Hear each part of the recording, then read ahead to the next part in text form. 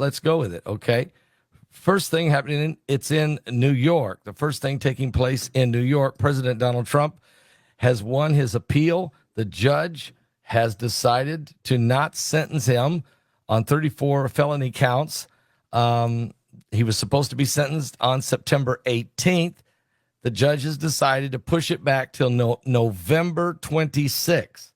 This New York judge has delayed former President Donald Trump's sentencing on felony criminal charges until November 26th. This is not a decision that this court makes lightly, but it is a decision which is in the court's view. Best advances what he says, the interests of justice. That's Judge Juan Merchan.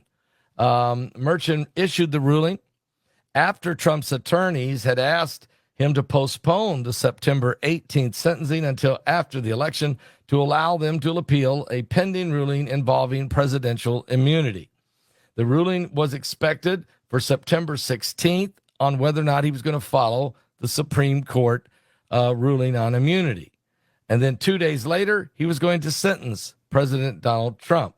But now Trump, who got convicted back in May of 34 counts of falsifying business records that was related to the hush money payment to Stormy Daniels near the end of a 2016 presidential campaign.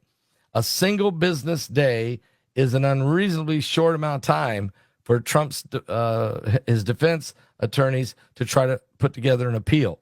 So the judge has agreed.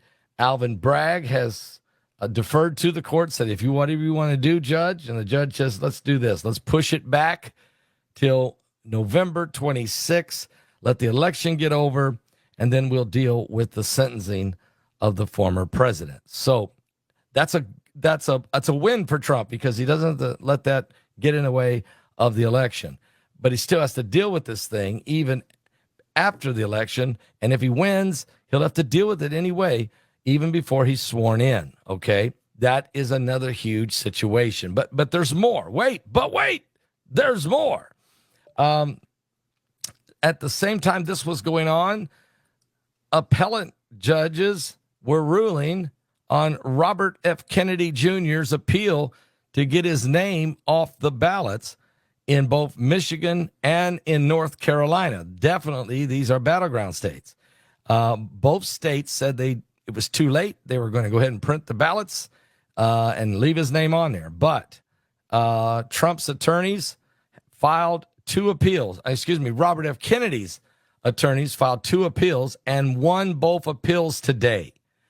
Kennedy is seeking to remove his name off the state ballots, delaying the expected first mailing of absentee ballots of the 2024 elections. In North Carolina, an appellate court said that Kennedy should be removed from the ballot, a ruling that would require counties to reprint the ballots, which were expected to be mailed out today.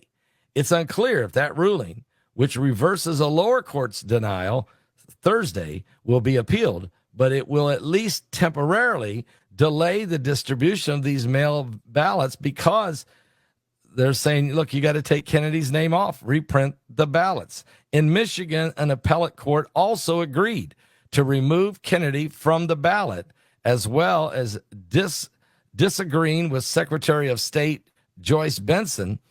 She's a Democrat, and she said it was too late to remove Robert F. Kennedy Jr. off the ballot. Benson plans to appeal this immediately, and said Angela Benander, a spokesman for the Secretary of State of Michigan, because military and overseas ballots must go out soon.